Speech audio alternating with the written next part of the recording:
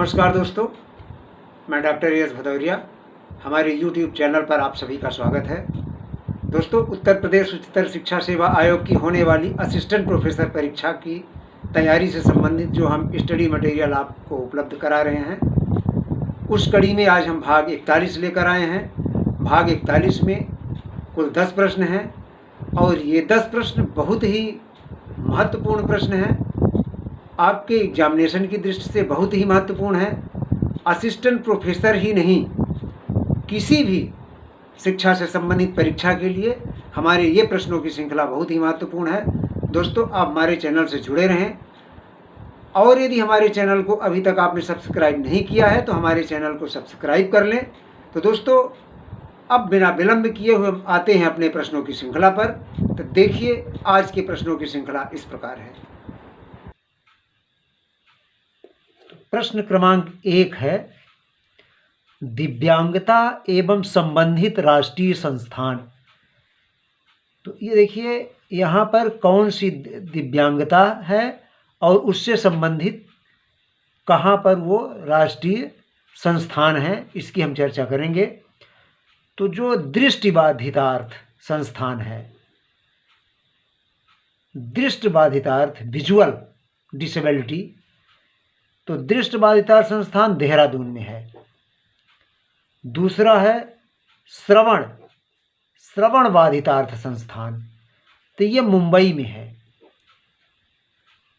बौद्धिक दिव्यांगता से संबंधित सिकंदराबाद में है।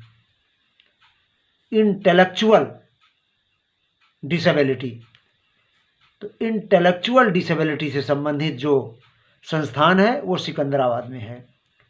चौथा है अस्थिबाधितार्थ।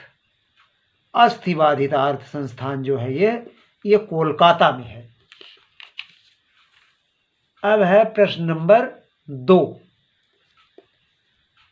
प्रश्न नंबर 2 है, अब इसमें है कुछ अधिगम विकार। तो कुछ अधिगम विकार एवं उनके नाम हैं। तो जैसे है ये डिसलेक्सिया जो है ये पठन विकार है। बच्चे पढ़ नहीं पाते हैं। जो बच्चे पढ़ नहीं पाते हैं, अधिगम संबंधी उनको यानी पढ़ने से संबंधित जो उन्हें समस्या आती है, जिन बच्चों को, उनको जो रोग होता है वो डिसलेक्सिया। ये अधिगम रोग है, अधिगम विकार है ये। डिसग्राफिया, जो बच्चे लिख नहीं पाते हैं, लिखने में उन्हें समस्या होती है। तो जो लिखने में समस्या होती है उनको, उस विकार को कहते हैं डिसग्राफिया। फिर तीसरा है डिसकैलकुलिया। तो डिसकैलकुलिया यानी गणितीय विकार है। अफेजिया, अफेजिया वाचाघात, माने पढ़ने में समस्या होती है, ये है अफेजिया। अब है प्रश्न नंबर 3। प्रश्न नंबर 3 है, सर्वप्रथम ब्रेल किसके लिए है? ब्रेल लिपि, जिनको दिखता नहीं है उनके लिए ब्रेल लिपि का उपयोग किया जाता है। तो सर्वप्रथम ब्रेल का विकास किस देश में हुआ? तो वो है फ्रांस में। ब्रेल का जो विकास हुआ है, डेवलप किया गया है, ब्रेल के जो मटेरियल है वो फ्रांस में डेवलप किया गया है, इनको फ्रांस में विकसित किया गया है। तो सर्वप्रथम ब्रेल का विकास कहाँ हुआ है? तो वो है फ्रांस में। अब प्रश्न नंबर 4 है, मायोपिया। मायोपिया किस अंग से संबंधित है? तो मायोपिया एक रोग है जो आंख में होता है। प्रश्न क्रमांक 5 है, मानसिक विप्लव। इसको इंग्लिश में कहते हैं ब्रेन स्टॉर्मिंग मेथड, यानी मानसिक विप्लव विधि क्या है?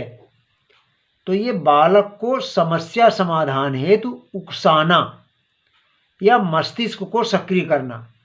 इस विधि में क्या होता है, बालक को किसी समस्या को दे दिया जाता है, बालक के समक्ष वो समस्या पैदा कर दी जाती है।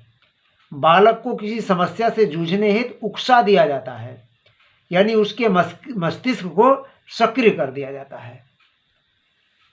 अब है प्रश्न नंबर 6। प्रश्न नंबर 6 है,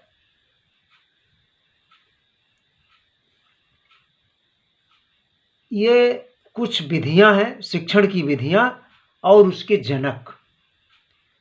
तो ये बहुत सारी विधियों का कलेक्शन हमने किया है और उनके जनक उनके सम्मुख लिखा हुआ है। तो आइए देखते हैं इस पर। मानसिक विप्लव विधि के जनक, अगर कहा जाए कि ब्रेन स्टार्मिंग मेथड के जनक कौन है, तो वो है ऑसबॉर्न, एफ ऑसबॉर्न। फिर किंडरगार्टन के जनक फ्रावेल, मॉन्टेसरी के जनक मारिया मॉन्टेसरी, खेल विधि के जनक हेनरी कोल्डवेल, डाल्टन विधि के जनक एल पार्कहॉर्स्ट, पर्यटन विधि के जनक पेस्टालॉजी, ह्यूरिस्टिक विधि के जनक आर्मस्ट्रांग, प्रश्नोत्तरी विधि के जनक सुकरात। और आगे है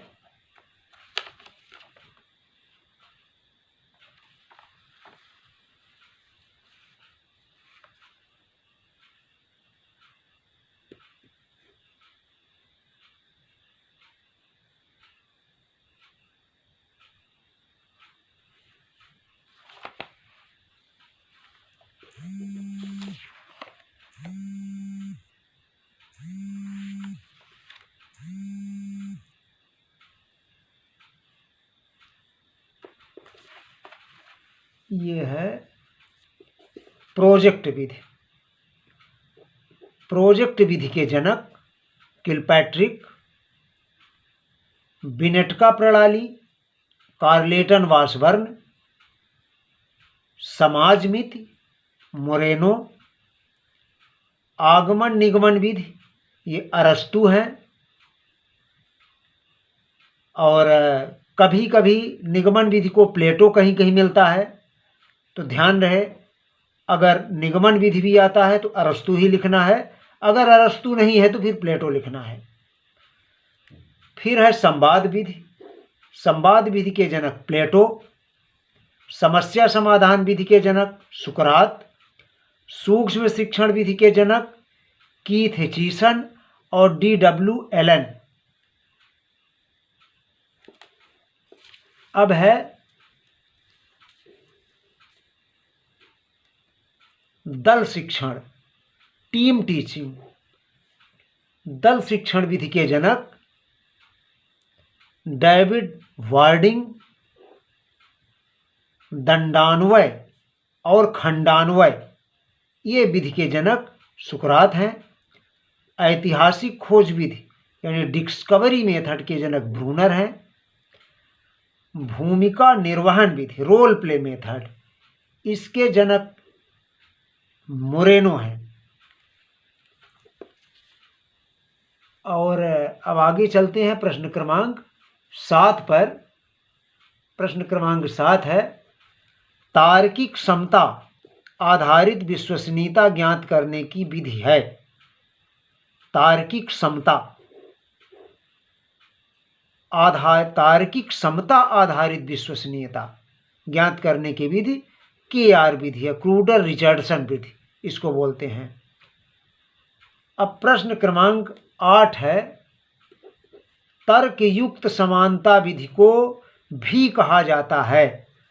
तर्कयुक्त समानता विधि को KR विधि भी कहा जाता है, यानी क्रूडर रिचर्डसन विधि जो है इसको तर्कयुक्त समानता विधि कहते हैं। तर्कयुक्त समानता विधि के जो विकसित किया है वो उनका नाम है क्रूडर रिचर्डसन, उन्हीं के नाम पर ये KR विधि कहा जाता है। प्रश्न नंबर 9 है, अर्ध विच्छेद विधि से। प्रश्न नंबर 9 है, अर्ध विच्छेद विधि से परीक्षण के दोनों भागों के सहसंबंध ज्ञात कर। अर्ध विच्छेद विधि से परीक्षण के दोनों भागों के सहसंबंध ज्ञात कर। अर्ध विच्छेद विधि में क्या होता है कि पूरे परीक्षण को 2 भाग में कर दिया जाता है, 2 भाग कर दिया जाता है उस परीक्षण का अर्ध विच्छेद विधि में। तो दोनों अर्ध भागों के सहसंबंध ज्ञात कर संपूर्ण परीक्षण का सहसंबंध किस सूत्र से ज्ञात किया जाता है? तो वो है स्पीयरमैन ब्राउन विधि। अब स्पीयरमैन ब्राउन का फार्मूला क्या है? स्पीयरमैन ब्राउन का फार्मूला जो है R = 2R डैश अपान 1 + R डैश। अब देखिए R क्या है? R क्या है? संपूर्ण परीक्षण का विश्वसनीयता गुणांक है। और R डैश क्या है? परीक्षण के 2 अर्धभागों का विश्वसनीयता गुणांक है। तो परीक्षण के 2 अर्धभागों का विश्वसनीयता गुणांक में 2 का गुणा कर देते हैं और अब फिर अपान 1 प्लस फिर वही R डैश कर देते हैं। ये जो है स्पीयरमैन ब्राउन का फार्मूला है। तो दोस्तों ये कभी कभी आता है कि स्पीयरमैन ब्राउन का फार्मूला क्या होता है, तो ये ध्यान रखिएगा। अब नोटेशन यहाँ पर कुछ भी हो सकता है, तो यहाँ पर कुछ होगा तो ये R भी हो सकता है, नोटेशन आप अपने हिसाब से।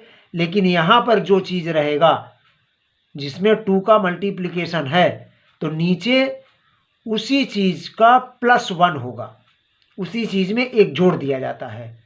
ऊपर उसी चीज़ में 2 का गुणा किया जाता है और उसमें उसी चीज़ में 1 को जोड़ दिया जाता है।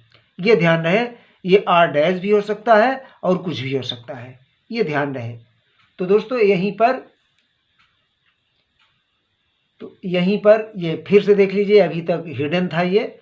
तो स्पीयरमैन ब्राउन का फार्मूला ये होता है R = 2R डैश अपान 1 + R डैश, यानी ऊपर R डैश में 2 का गुणा और नीचे R डैश में 1 जोड़ दिया जाता है। बस R क्या है? ये संपूर्ण परीक्षण का विश्वसनीयता गुणांक और R डैश ये जो है वो परीक्षण के 2 अर्धभागों का विश्वसनीयता गुणांक है। तो दोस्तों यहीं पर हमारे आज के प्रश्नों की श्रृंखला संपन्न होती है।